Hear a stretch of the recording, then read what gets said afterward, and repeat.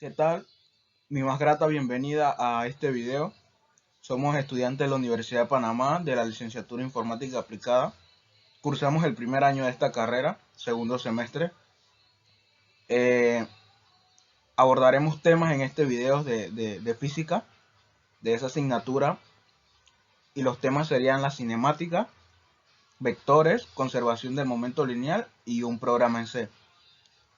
Este video está realizado por los estudiantes Alexander Velázquez, Paola Mendoza, Nicole Romero y Jonathan Garibaldi. Espero que les guste. Como objetivos tendremos el comprender el concepto y la utilidad de los vectores en dos dimensiones a través de ejemplos numéricos y simuladores. Entender en qué consiste el MRUA, el movimiento rectilíneo uniforme, y el MRUA, el movimiento rectilíneo uniforme del área. Investigar y explicar basándonos en qué consiste la conservación del momento lineal y explicar un programa o código en C que realiza operaciones entre vectores. En resumen, podemos decir que tendremos definiciones y conceptos de los vectores, de la cinemática y de la conservación del momento lineal. Para los vectores en la suma utilizaremos un simulador. También para una explicación de su concepto también utilizaremos simuladores. En la cinemática utilizaremos también ejemplos visuales como también numéricos a la hora de explicar el MRU y el MRUA. En la conservación lineal también usaremos ejemplos numéricos. También usaremos de ejemplo en la parte de los vectores un programa hecho en C para lo que es las diferentes operaciones, incluyendo el producto punto en lo que es con vectores, y de esa manera tener todo este tipo de conceptos abarcados en esta presentación. Marco conceptual. El término vector proviene del latín vector vectoris, cuyo significado es el que conduce o el que transporta. Por otro lado, los vectores se representan gráficamente con una flecha. Asimismo, cuando deben ser expresados en una fórmula, se representan con una letra coronada por una flecha. Por su parte, la cinemática trata del estudio del movimiento de los cuerpos, en general, y en particular el caso simplificado del movimiento de un punto material, mas no estudia por qué se mueven los cuerpos, sino que se limita a describir su trayectoria y modo de reorientarse en su avance. También, en física, el término conservación se refiere a algo que no cambia. Esto significa que la variable en una ecuación que representa una cantidad conservativa es constante en el tiempo. Por eso, tiene el mismo valor antes y después de un evento. Por otro lado, el principio de conservación del movimiento lineal, también conocido como principio de conservación de la cantidad de movimiento, establece que si la resultante de la fuerza que actúa sobre un cuerpo o sistema es nula, su momento lineal permanece constante en el tiempo. Bien, ¿qué es un vector? Ok, un vector es más que nada como una recta que parte de un punto hacia otro. Esto, pero no es una simple recta. Esta recta tiene diferentes características, como lo son la dirección y un sentido.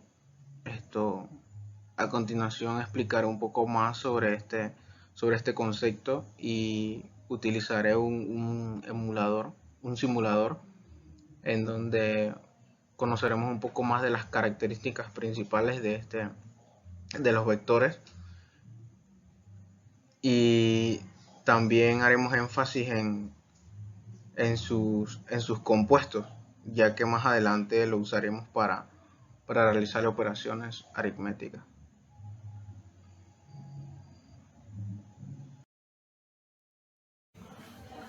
Bien, a través de este simulador tengo pensado explicarles un poco sobre las características de un vector,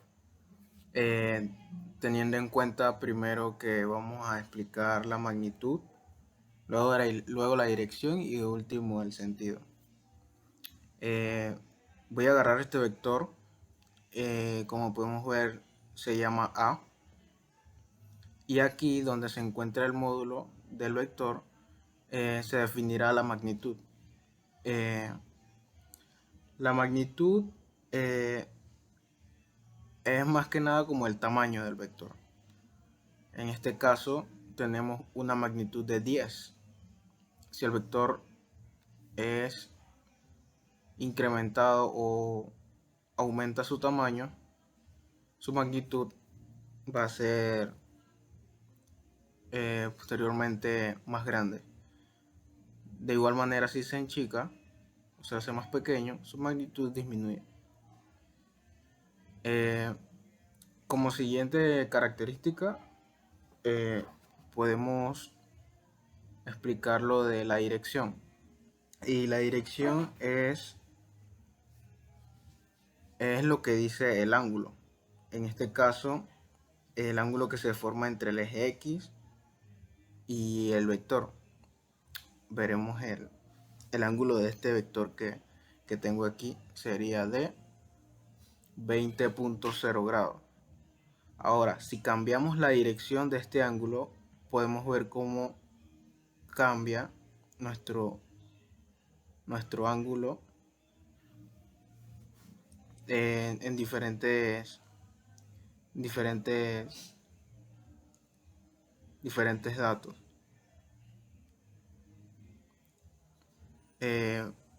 Podemos también explicar la característica del sentido, que viene siendo más que nada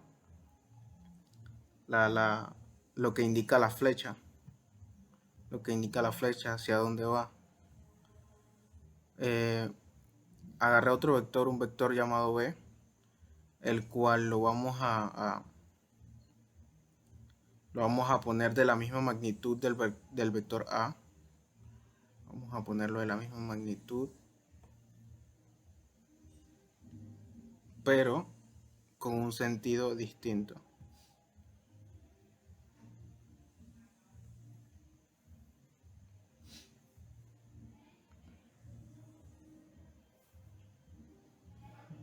Como podemos ver ahora, los dos vectores tienen la misma magnitud, pero un sentido distinto, ya que uno va en sentido a la derecha y el otro a la izquierda.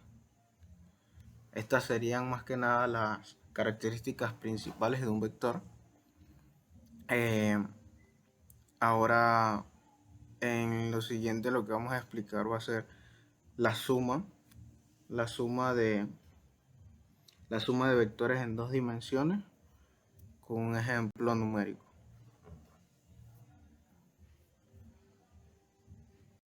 Como podemos ver, aquí tenemos la suma de vectores de dos dimensiones. Vamos a explicarlo un poco de qué se trata. Tenemos dos vectores, el vector A y el vector B, escritos en componentes, en donde en el eje X el vector A tiene 50 y en el eje Y tiene 30. En el vector B, en el eje X tiene 20 y en el eje Y tiene 40. Para realizar la suma de estos vectores de dos dimensiones, tenemos que sumar. Recordemos algo muy importante, que el resultado nos va a dar un tercer vector. En este caso vamos a ponerle vector C. Sería más que nada la suma de los ejes el eje sería la suma del eje 50, del eje Y sería 50, y en el eje, perdón, en el eje X del vector A sería 50 y en el eje X del vector B sería 20. 20 más 50 sería 70.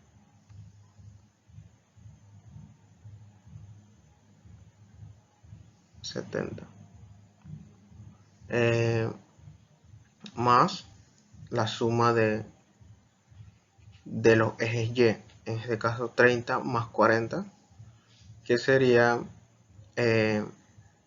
70 igualmente, pero en el eje Y.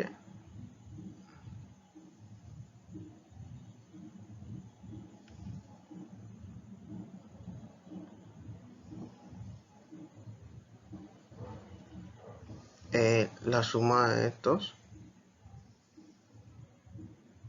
este sería nuestro vector,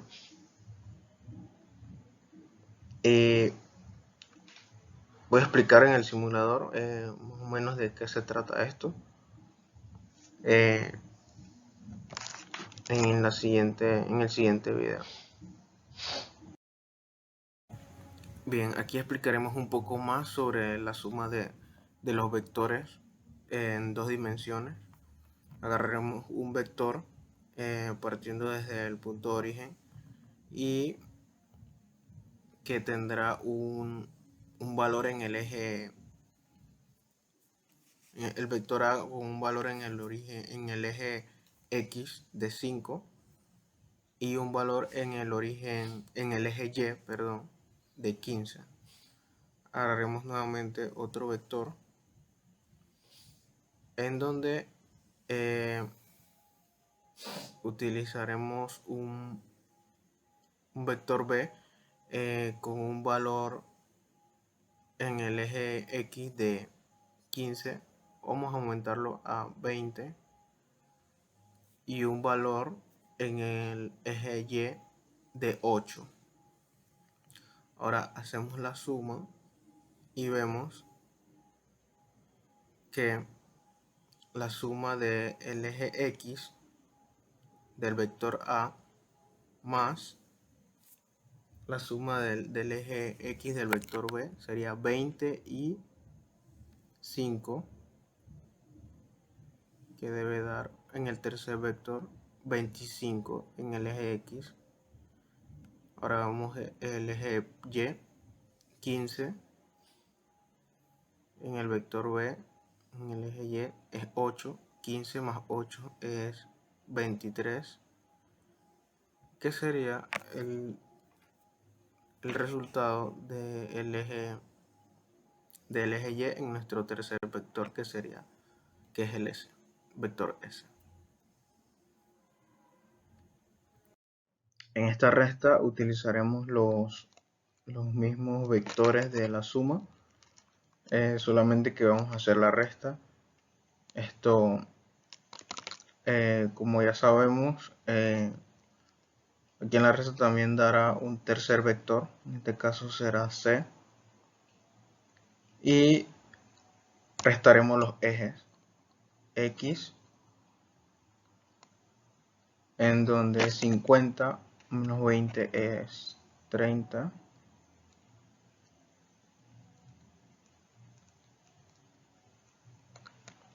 y en el eje Y 30 menos 40 es 10. Y de esta manera se hace la resta de vectores de dos dimensiones. En esta parte definiremos la utilidad donde se puede aplicar a nuestra vida los vectores. Por ejemplo, caminar, digamos que cuando sales de un punto de partida como de tu casa y decides ir a un lugar como la tienda, debes decidir la dirección en la que irás dentro de los cuales están los grados hacia donde se dirigirán y a donde se dirigirán y sobre todo también la magnitud, que sería la distancia recorrida desde el punto de partida. Por otro lado, abrir una puerta, se efectúa la suma de vectores con la magnitud que se abre la puerta y también de la distancia que se abre la puerta y los grados que es hacia donde se dirige la puerta. Andar en carro, en automóvil, aquí se aplica que se suman las velocidades y las direcciones a donde se dirigen, y también reconoce la distancia y los sentidos que se toman para llegar a un punto establecido o un punto a donde quieras llegar. Producto punto. El producto punto o producto escalar de dos vectores es una operación que da como resultado un número real. Hay distintas formas de definir esta operación. Una de ellas es por medio de multiplicar el producto de los módulos de los vectores por el coseno del ángulo que forman. Esto es u por b, que es igual u por b por coseno de a.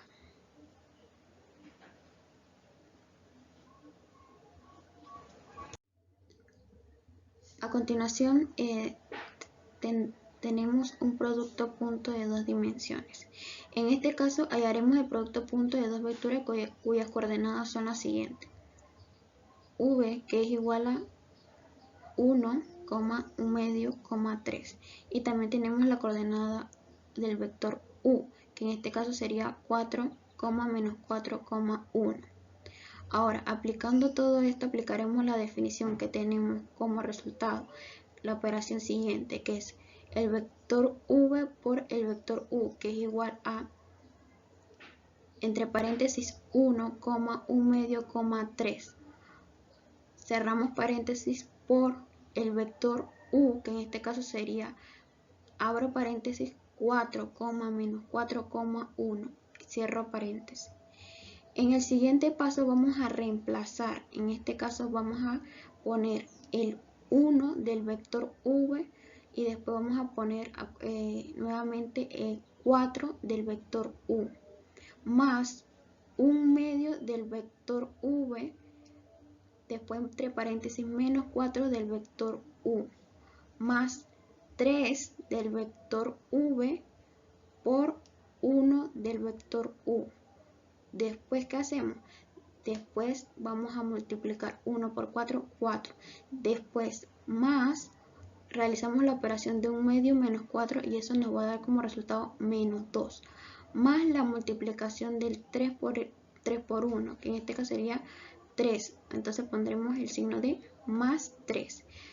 Después de hacer todo ese cálculo, vamos a restar 4 menos 2, que se da a 2, más 3, que eso da como resultado 5.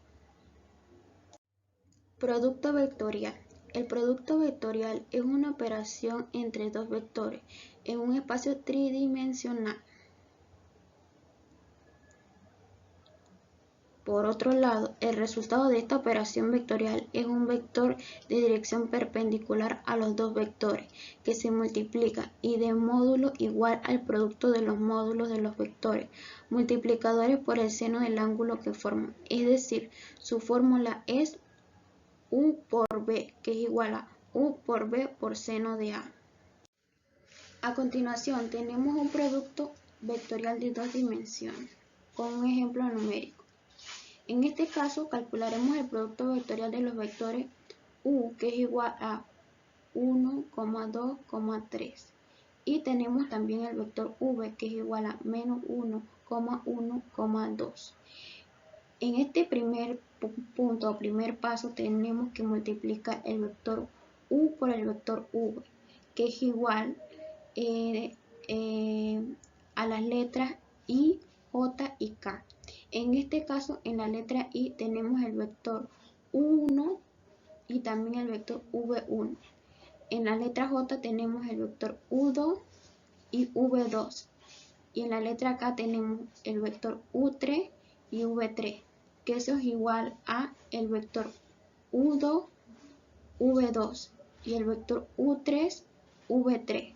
Y eso está representado por la letra i, menos el vector U1 y el vector V1. También el vector U3 y V3, que también está representado por la J, más el vector U1, V1 y el vector U2 y V2, que también está representado por la letra K. Luego de esto nos toca sustituir en la fórmula, que es multiplicar el vector U por el vector V, que es igual a la letra IJK. En este caso, en la letra I tenemos el número 1 menos 1, mientras que en la letra J tenemos el 2 y el 1. Y en la letra K tenemos el 3 y el 2, que eso es igual a 2 y 1 y 3 y 2, que están representados por la letra I, menos 1 menos 1 y el 3 y el 2, que están representados por la letra J, más 1 menos 1, 2 y 1, que están representados por la letra K. Luego de esto nos toca calcular los determinantes de 2 por 2, que eso es igual a multiplicar el vector U por B, que eso da como resultado I menos 5J más 3K. Gracias. En esta parte del video vamos a explicar el programa hecho en C, en div C++. Iniciamos incluyendo nuestras librerías que nos van a permitir lo que es entrada y salida de datos. En nuestra función inMain declaramos nuestras variables, serán de tipo entero, ya que serán de valores enteros, valga la redundancia. Tenemos diferentes variables, exactamente 1, 2, 3, 4, 5, 6, 7 variables que tendrán un tamaño de 10. Abajo introducimos 4 que serán variables sencillas como opción, i, n y e, y que vendría siendo la de nuestro ciclo, la de nuestro contador, n, donde vamos a guardar los números de los elementos del vector, la cantidad de elementos del vector, y e, donde vamos a guardar el escalar para después utilizarlo en las operaciones. Bien, iniciamos con nuestro print donde le solicitamos al usuario los números de elementos del vector, lo guardamos en n como ya lo había explicado. También le pedimos al usuario el escalar, lo guardamos en nuestra variable e, y luego le mandamos al usuario un print donde le diga, más bien esto es para indicarle que aquí va a ingresar los elementos del vector a. Le indicamos dentro de un ciclo for, con la condición de que si i es igual a 0, con la condición i igual a 0,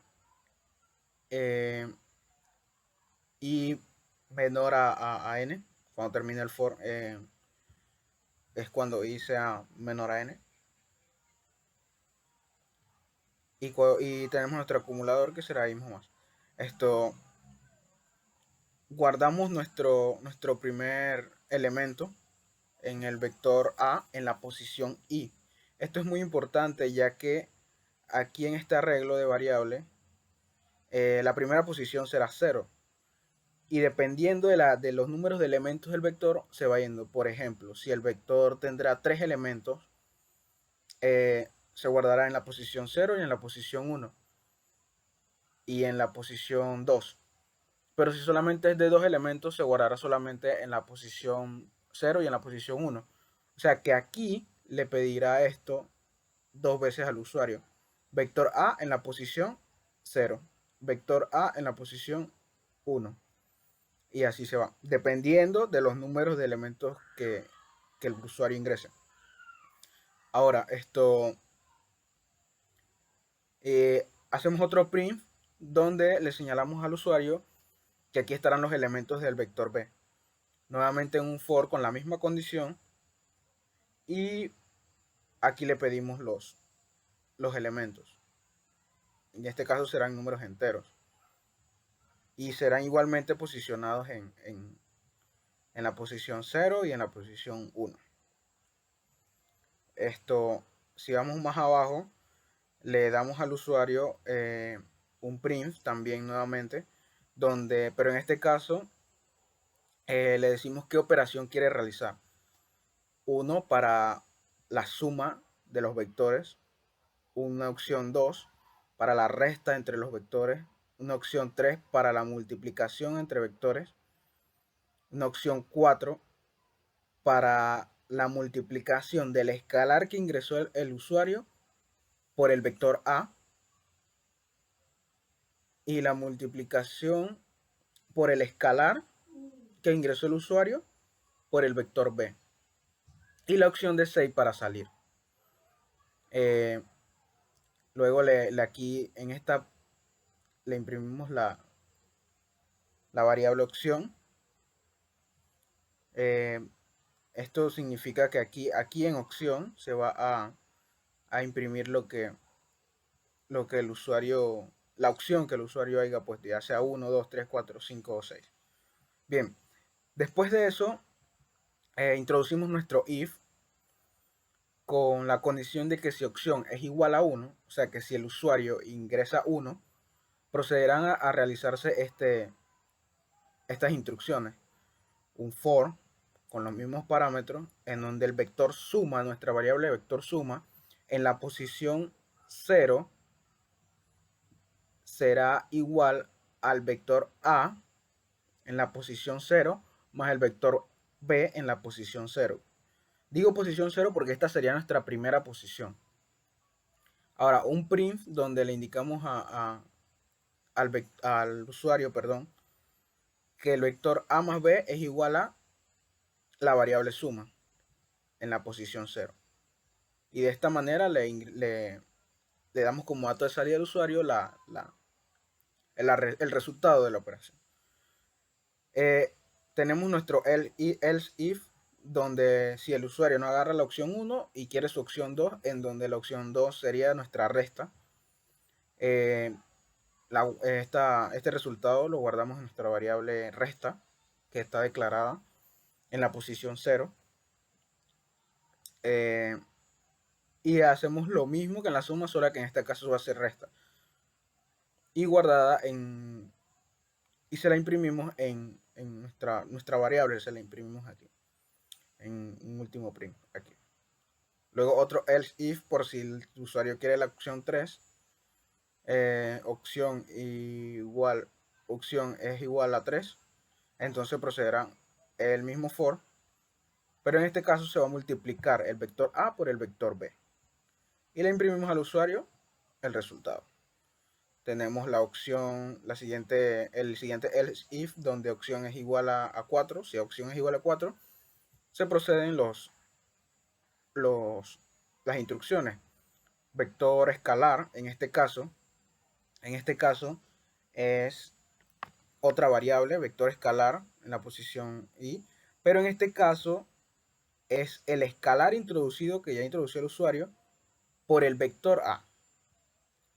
Entonces aquí introdujimos nuestra variable que tiene guardada el escalar, que es e, y nuestro signo aritmético, que es multiplicación por el vector a en la posición 0, y le imprimimos el resultado a nuestro usuario. Tenemos la else if en la opción 5, que si opción es igual a 5, entonces nuevamente otro for, pero en este caso procede lo mismo que en la opción 4, solamente que por el vector b. Ya no sería por el a, sino por el vector b, y le imprimimos al usuario nuestro resultado. Agarramos un else if, en donde opción también es que si opción, es igual a 6, entonces sería la salida. O sea, terminaría el programa con un return 0 y nuestro get. Ahora vamos a proceder a compilarlo y a ejecutarlo. Como ven, compila bien, lo estamos ejecutando.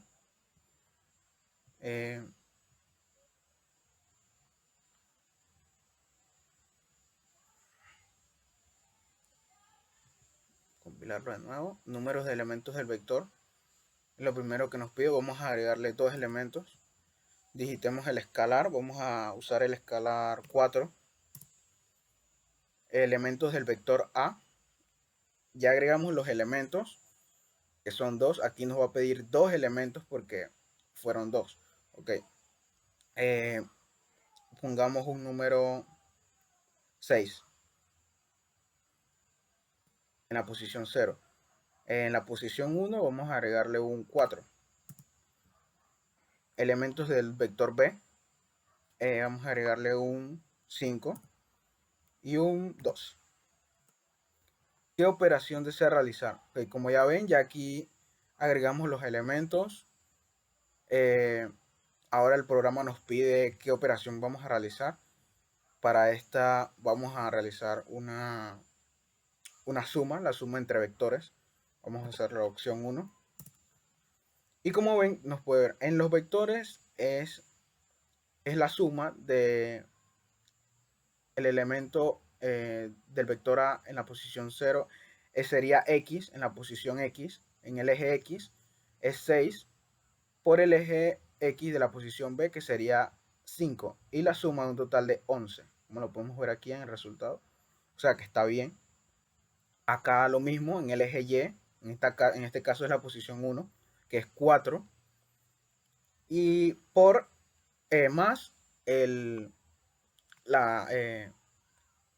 elemento que se encuentra en el eje Y, en este caso la posición 1 del vector B, sería 2, 4 más 2, 6. O sea que está perfecto. Ahora salgamos de nuestro programa y vamos a hacerla por el escalar, la multiplicación por el escalar. Compilamos, volvemos, hacemos la ejecución.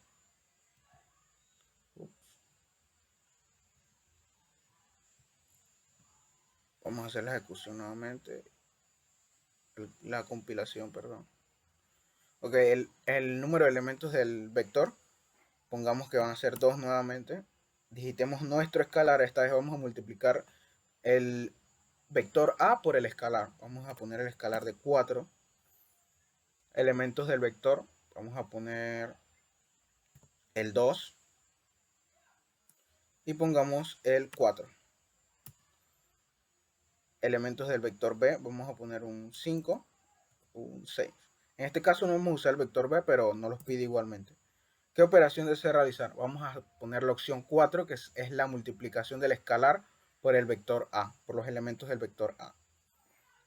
4. Como pueden ver, multiplicó el escalar 4 por 2 en el eje X o en la posición 0. 4 por 2, 8. Y 4 por 4 en el eje Y, en este caso posición 1, 16. 4 por 4, 16 y 4 por 2, 8. Como podemos ver, el programa funciona completamente bien. Y bueno, esto sería todo. Esto sería todo por este programa.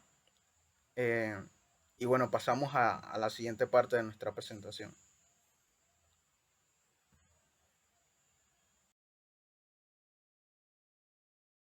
En este video vamos a ver los conceptos de posición, desplazamiento y distancia. El primer concepto que vamos a ver es posición. La posición de una partícula es la ubicación de esta respecto a un punto de referencia elegido, el cual se considera el origen de un sistema coordenado. Situamos un sistema de referencia Y y X, cual hemos dividido arbitrariamente en kilómetros en el eje X. Y en esta ubicamos a un jugador que podemos decir que es una posición X1 respecto al origen en un tiempo de dado cualquiera. El otro concepto que vamos a ver es desplazamiento. Se define como el cambio de posición en un intervalo de tiempo. Es decir, si el jugador sigue su trayectoria, entonces va a estar un tiempo t sub 0.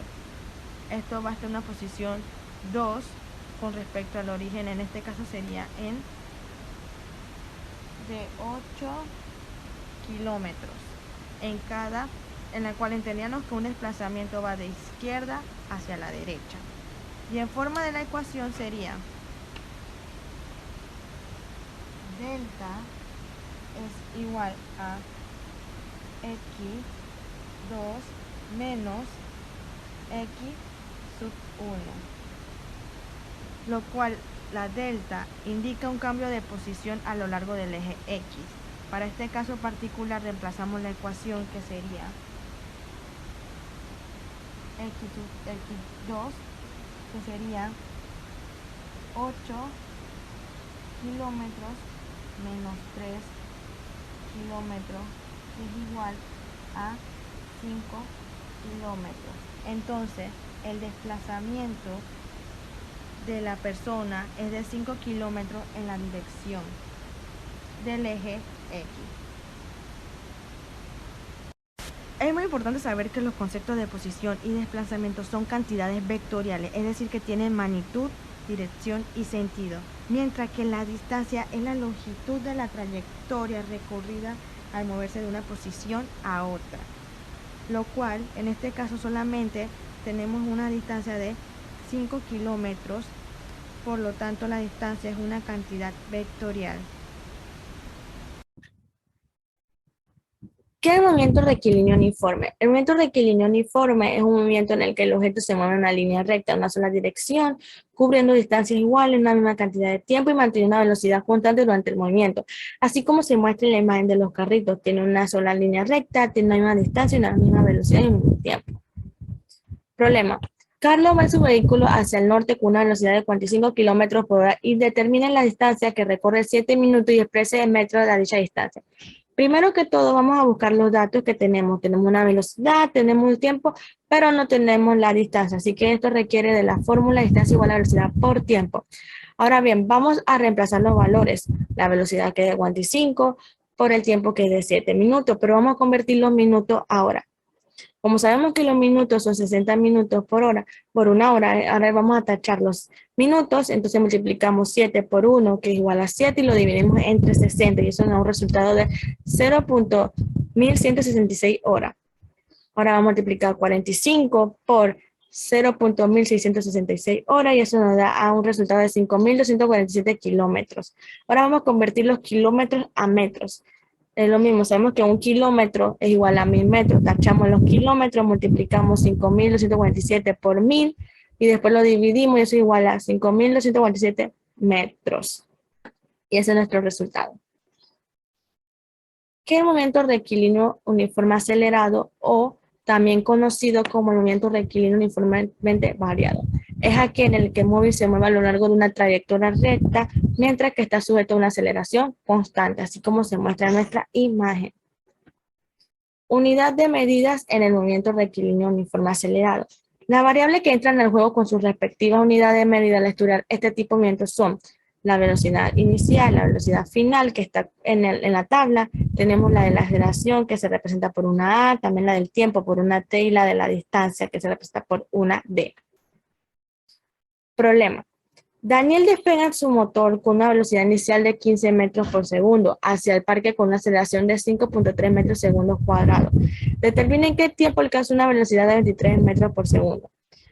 Primero que todo vamos a recolectar los datos que tenemos la velocidad inicial que es de 15 metros, una aceleración 5.3 y el tiempo que no tenemos, pero sabemos que el tiempo que determina alcanza una velocidad de 23 metros por segundo. Bien, vamos a utilizar la fórmula velocidad final es igual a velocidad inicial más la aceleración por el tiempo. Vamos a despejar la aceleración que es igual a velocidad final menos la velocidad inicial entre el tiempo. Ahora vamos a invertir el tiempo y vamos a pasar la aceleración. Tiempo igual a velocidad final menos velocidad inicial entre la aceleración. Esta es nuestra fórmula que requeremos para buscar el tiempo que alcanza una velocidad de 23 metros por segundo. Ahora, vamos a reemplazar los valores. 23 menos 15, que es igual a 8 metros por segundo. Ahora lo vamos a dividir entre 5.3 metros segundos cuadrados. Ahora vamos a tachar los metros segundos y nos quedan los segundos. Y nos da un resultado de 1509 segundos. Y eso es nuestro tiempo que alcanza una velocidad de 23 metros segundo. Buen día, mi nombre es Jonathan Garibaldi y hoy le voy a hablar sobre la conversión del momento lineal. ¿Qué es la conversión del momento lineal? Es una extensión de la primera ley de termodinámica, la cual enuncia lo siguiente: la energía es un sistema cerrado, no se crea ni se destruye, solo se transforma.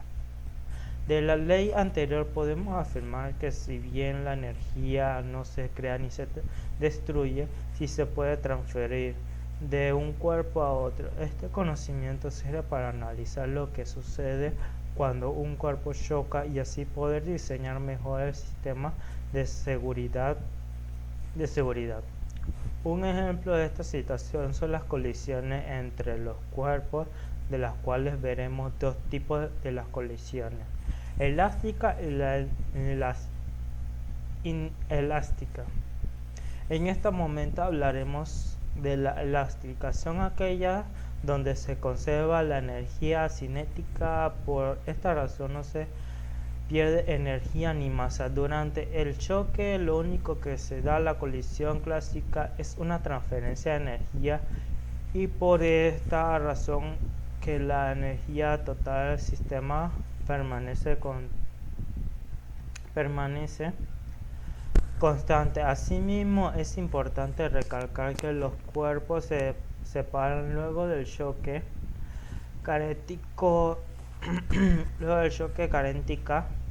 característica propia de este tipo de condiciones. Para comprender mejor lo anterior, les voy a explicar con un ejemplo. Dos cuerpos esféricos, en este caso son pelotas de billar de un kilo cada una, que le vamos a llamar 1 y 2. Se dirigen una hacia la otra considerando la dirección de las dos como posición y la 1 como positivo y las 2 como negativo. Para la situación inicial antes del choque tenemos lo siguiente: el momento de la pelota 1 inicia será 1 kilogramo por metro entre segundos, 1 kilogramo por un metro entre segundos, lo cual nos da un momento inicial para la pelota 1 de 1 kilogramo por metro entre segundos. Para la pelota 2 tenemos el momento de la pelota 2 inicia es igual a 1 kilogramo por menos 2 metros entre segundos, lo cual nos da un resultado de menos 2 kilogramos por metro entre segundos. Sumando el momento de la pelota 1 más el momento de la pelota 2, damos el total inicial, que será 1 kilogramo por 1 kilogramo por metro entre segundos, más abremos paréntesis menos 2 kilogramos por metro entre segundos, lo cual nos da un total inicial de menos 1 kilogramo por metro entre segundos. Aquí en este ejemplo podemos ver que cuando las dos pelotas de billar se unen entre sí, cuando llegan a al punto de choque, no se pierde ni disminuye nada, sino que se transfiere energía, y al momento de hacer eso las dos pelotas rebotan y se regresan hacia atrás, dando como resultado la pelota 1, que va a dar a menos 2 kilogramos